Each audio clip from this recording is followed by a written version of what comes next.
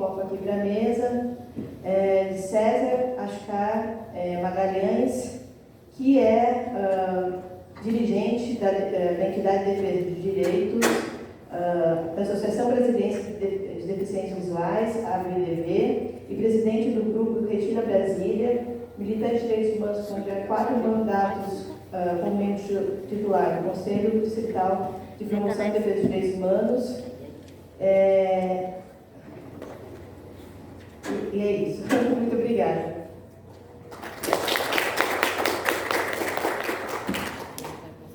Então, desde já eu passo a palavra para o César. Tem o microfone à sua frente.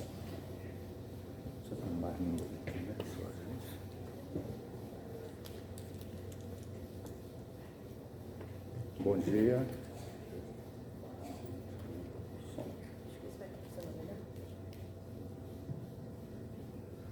Bom dia. Em primeiro lugar, queria manifestar minha satisfação de participar desse evento, agradecer a professora Lívia e a estudante Vitória pelo convite. Eu sou um homem branco, de cabelos grisalhos, tenho quase 60 anos e tenho deficiência visual, baixa visão. Vou falar aqui fora do microfone para a Duda e se mais alguém tiver deficiência visual, me localizar. Eu hoje sou conselheiro do CONAD, do Conselho dos Direitos da Pessoa com Deficiência, Conselho Nacional dos Direitos da Pessoa com Deficiência, representando a Retina Brasil, que é uma instituição nacional. Tive aí uma trajetória de militância no movimento de pessoas com deficiência, passando por vários conselhos, inclusive o Conselho de Direitos Humanos aqui do DF, 4 mandatos não consecutivos, né? Acho que eu fui a primeira pessoa com deficiência a ingressar no Conselho de Direitos Humanos, mas a gente deixou um legado. De lá para cá, nunca mais deixamos de ter representantes, inclusive dos deficientes visuais, das pessoas com deficiência visual.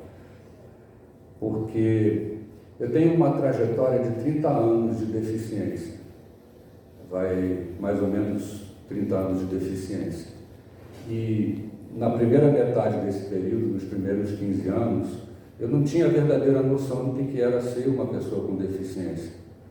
Aí, em 2005, eu descobri que tinha uma escola especializada onde eu poderia aprender orientação em mobilidade, reaprender a ler, né, após a deficiência visual, por outros caminhos, né?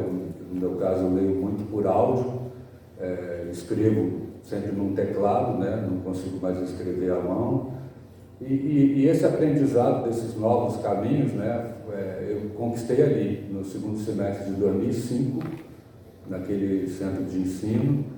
E ali também eu conheci outras pessoas com deficiência e passei a ter a verdadeira noção do que era ser uma pessoa com deficiência.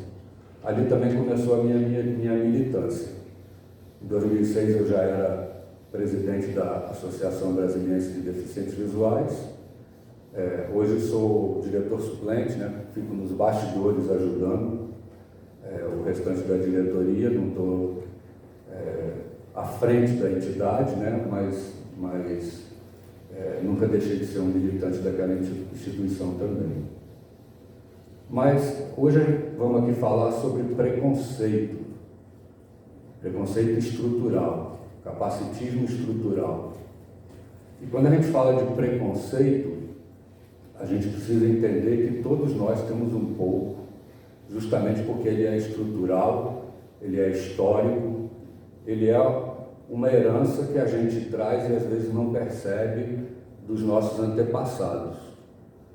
E quando a gente fala da deficiência, é marcante como essa relação entre sociedade e deficiência vem evoluindo e como a gente ainda precisa fazer essa leitura com profundidade para poder evoluir mais.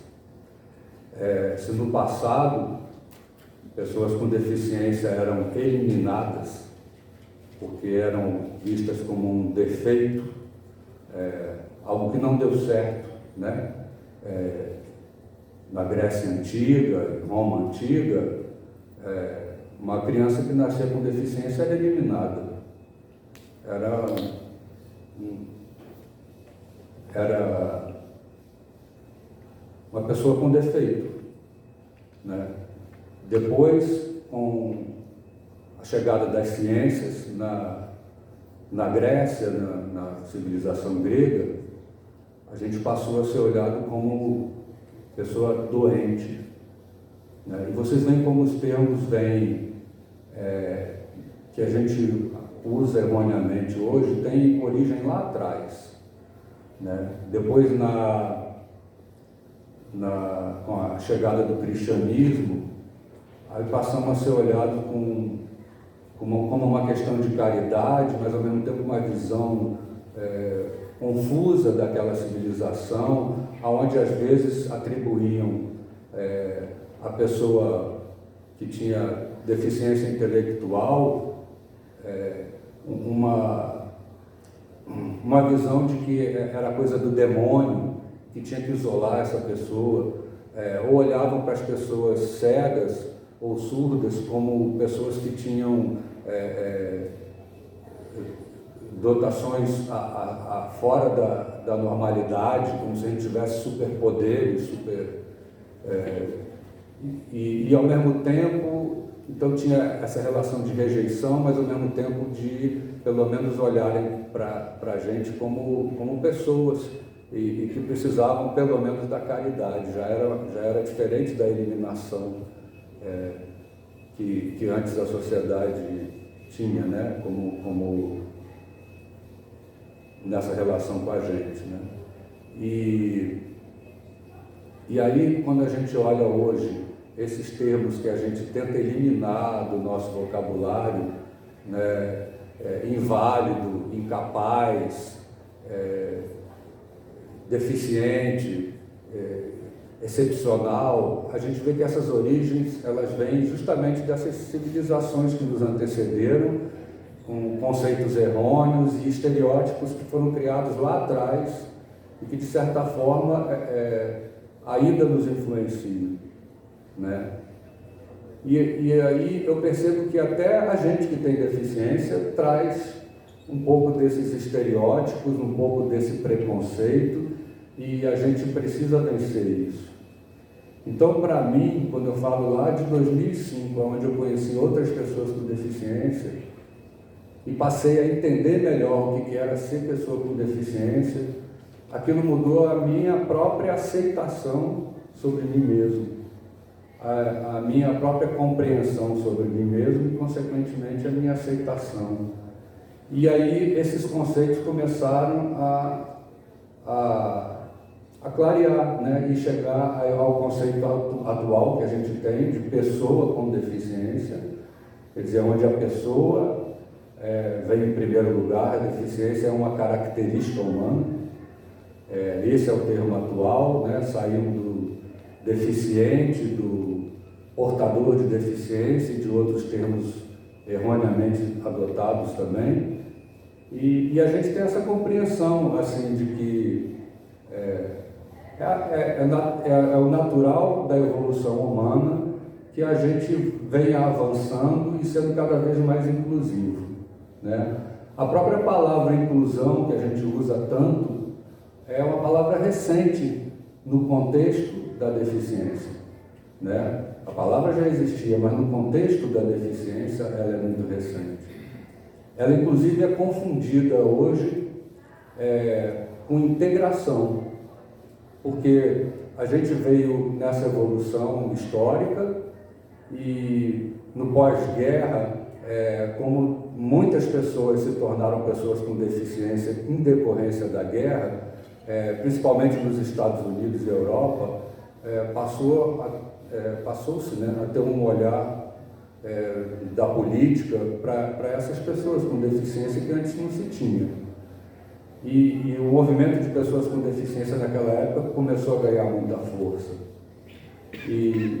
Então, de lá para cá, houve uma transformação muito grande, e aqui eu não vou citar datas e fatos para não esquecer momentos históricos importantes, mas aqui no nosso caso brasileiro, se a gente olhar, a nossa Constituição de 88 é que começou a tratar a educação especial como um direito. Até então, a educação especial, ela ocorria de forma separada, não como sistema, né, dentro do sistema educacional, normalmente por instituições separadas, e não pela rede de ensino, né? E o Brasil até que como é que se diz assim, historicamente, deu passos importantes, né? A gente olha a criação do Instituto Benjamin Constant e do Instituto dos Surdos, ainda no Império, né? Isso para a época era um avanço muito grande. Mas eram as concepções da época, né? Onde uma pessoa cega ia para um internato e aquele era o modelo da época, né? Ela se afastava da convivência com as outras pessoas para poder estudar, para poder aprender. Então, na Constituição de 88, a gente passou a ter esse olhar diferente para a questão do direito à educação. E depois, acho que 90, não lembro com certeza a data, a gente incorporou a Convenção sobre os Direitos da Pessoa com Deficiência, a Convenção da ONU, a nossa Constituição. E é mais ou menos nesse meio aí que a palavra inclusão começa a ser usada no contexto da deficiência. Justamente porque passou-se a ter um olhar como questão de direitos humanos, quando se fala de deficiência. Olhar para a pessoa com deficiência, pensar na sua inclusão, passou a ser tratado como uma questão de direitos humanos e por várias nações, isso discutido no momento em que pessoas com deficiência tiveram muito protagonismo, inclusive, nessa discussão. A gente viu essa transformação acontecendo, a gente está vendo essa transformação acontecendo. Então, a gente tem que entender justamente que aceitar a presença de pessoas com deficiência entre nós, no ambiente, eu digo nós todos, né? Não quer dizer que a gente está incluindo uma pessoa com deficiência. Aceitar, você já se coloca num patamar acima de quem você está aceitando, né? E isso a gente chama de integração, que é o que veio pouco antes. É o que veio no pós-guerra, naquele momento em que o movimento de pessoas com deficiência começa a se organizar como movimento, e ele luta por essa participação social, que a gente chamava de integração. Mas só a participação social, só a convivência, ainda não é inclusão. É um passo além do que se tinha antes, mas ainda não é inclusão. E hoje a gente vê, inclusive na política, nas instituições, nos discursos que falam de inclusão, essa confusão conceitual. Quando a gente olha para uma universidade como a UNB, eu tenho vários colegas estudando, ou que estudaram aqui, e ainda muito pelo esforço pessoal, conseguiram chegar até aqui, conseguiram se formar, assim como eu. Depois de 2005, naquela passagem como centro de ensino, eu aprendi a usar computador, aprendi na época que ainda era o DOS-Vox. Não sei se aqui as pessoas conhecem o sistema DOS, aquela tela preta, que antecede o Windows, que não tinha uso do mouse, era tudo por comandos, né? Eu aprendi a digitar, o equivalente a aprender a datilografar, e aprendi a usar o DOS-Vox em 2005. E aquilo me estimulou a voltar para a faculdade, porque eu consegui ler e escrever através de um computador. Então, quando eu entrei para a faculdade, eu não encontrei um tapete vermelho. Eu encontrei uma faculdade que me entregava os textos em papel, em cópias de xerox, que ou o colega tinha que ter a atitude de ler para mim, ou eu tinha que levar esse texto para casa e tinha um equipamento caro, que eu mesmo comprei, um computador robusto, um scanner caro, que eu digitalizava folha por folha, levava um dia inteiro, uma tarde inteira só escaneando, esperando aquele scanner correr para um lado e para o outro, para depois transformar aquelas imagens em texto digital, que vinha cheio de erros, depois corrigir os erros, para depois transformar isso em áudio, que era o texto que eu tinha acesso, era o texto lido digitalmente por um computador. Então, eu tinha que fazer todo esse percurso, mas de certa forma eu estava incluído. Eu estava dentro de uma universidade, cursando uma universidade, em pé de igualdade com os meus colegas, à custa de todo esse sacrifício. Enquanto eu estava digitalizando meu texto, o outro aluno já tinha lido dele. Né? E a gente ainda não saiu, na verdade, a gente ainda não saiu desse patamar, que é ali um meio termo entre integração e inclusão. Então, quando a gente fala em inclusão, a gente tem que ter essa noção que incluir alguém, incluir tem que ser o oposto de excluir. E existem diversas formas de exclusão. O fato de aceitar um aluno com deficiência aqui no meio, aqui dentro da universidade, aceitar que ele adentre a faculdade, que ele se matricule, ainda não é inclusão. Ainda existem outras formas de exclusão que esse aluno com certeza está sofrendo. E aí a acessibilidade atitudinal é a mais importante de todas. E eu senti isso na pele, quando a gente recebia um texto, e normalmente eram alunas, mulheres, que se ofereciam: César, eu vou ler para você. Aquilo facilitava a minha vida, aquilo fazia eu ganhar tempo, né? Mesmo que depois eu fosse digitalizar aquele texto em casa, pelo menos eu já estava familiarizado com ele, já tinha algum conhecimento daquele texto. E assim eu terminei minha faculdade, eu me formei, inclusive minha monografia foi Artes Visuais para Pessoas com Deficiência Visual. Tenho orgulho de ter escrito aquele trabalho, eu tenho orgulho de estar aqui hoje falando para vocês, eu tenho orgulho de ter tido toda essa trajetória em vários conselhos que tratam de direito, e eu espero que a minha contribuição, mesmo que singela, eu estou falando absolutamente de improviso, porque eu não tive tempo de me preparar. As 2 últimas semanas eu estava em atividades, inclusive em viagem, do movimento, né? Eu nunca tive mais tempo livre que eu não tivesse por conta do movimento de pessoas com deficiência, desde 2006, diariamente. Mas essa é uma luta que vale a pena quando eu vejo que a gente está botando o pé na porta e derrubando preconceitos que são históricos, e que as outras pessoas com deficiência que virão depois de mim, depois dos alunos que hoje estão aqui na universidade que têm deficiência, vão ter um caminho mais suave e realmente mais inclusivo. Então, quando a gente fala de capacitismo estrutural, eu inclusive não gosto muito dessa palavra capacitismo. Não que não seja importante a gente discutir o capacitismo, e o significado dele, mais ainda, é inquestionável a sua importância. Mas é que o preconceito que a gente sofre vai além do capacitismo.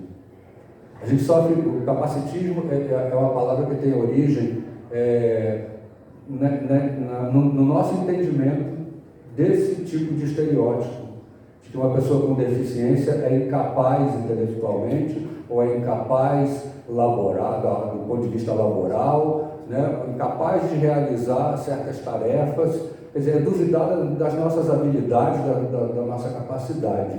Por isso o termo capacitismo. E esse talvez seja o desafio maior hoje, por isso está tão latente esse termo. Mas a gente, inclusive, enfrenta preconceitos da ordem estética. Quando alguém não quer contratar uma pessoa com deficiência, às vezes é porque duvida da sua capacidade laboral, às vezes é porque acha feio. Infelizmente, tem preconceito de toda a ordem.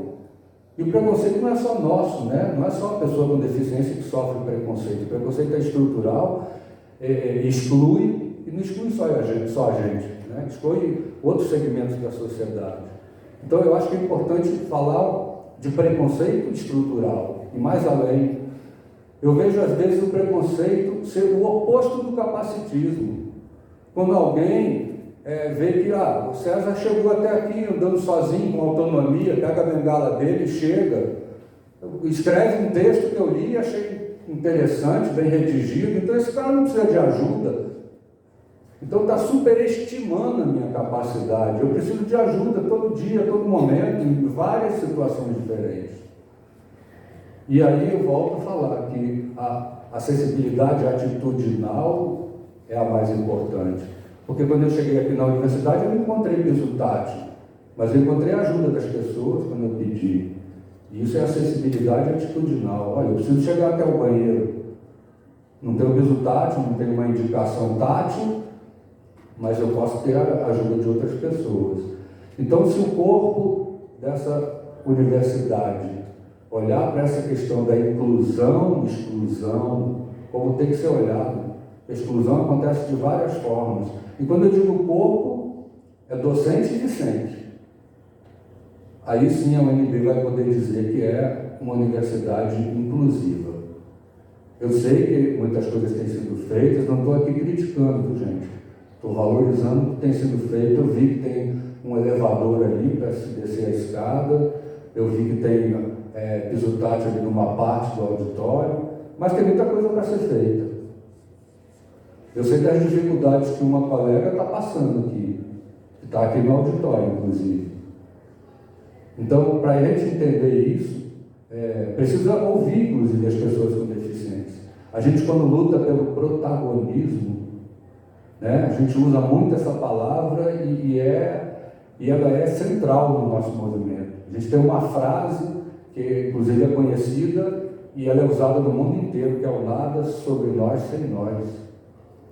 Porque para você ajudar uma pessoa com deficiência, tem que perguntar para ela do que ela precisa. As minhas necessidades hoje são diferentes das minhas necessidades anos atrás. As necessidades da minha colega Duda, que está sentada nesse auditório, são diferentes da minha. As necessidades da Vitória, que é ao meu lado, são diferentes da minha. Então, só a empatia também, entender que a pessoa tem uma deficiência, ela tem necessidades específicas que a gente precisa entender, só a empatia também não resolve. Tem que ter a empatia como primeiro passo, mas tem que dar a essa pessoa o protagonismo, perguntar para ela do que ela precisa. E ela que vai dizer se precisa do braille, da fonte ampliada, da rampa, do piso tátil, ou de uma mão amiga naquele momento, né? Eu acho até que eu já falei demais, né? Não controlo o tempo, estou falando de improviso, mas eu gosto de fazer só a provocação e aí depois deixar vocês à vontade para perguntar, e perguntem muito à vontade, gente. Falar da minha deficiência, inclusive, não é constrangimento nenhum, falar da minha trajetória também não, né? E como a gente está aqui para derrubar preconceitos, então não tenham preconceito de perguntar aquilo que vocês quiserem. Eu vou passar o microfone aqui para a Vitória e agradecer mais uma vez pela oportunidade.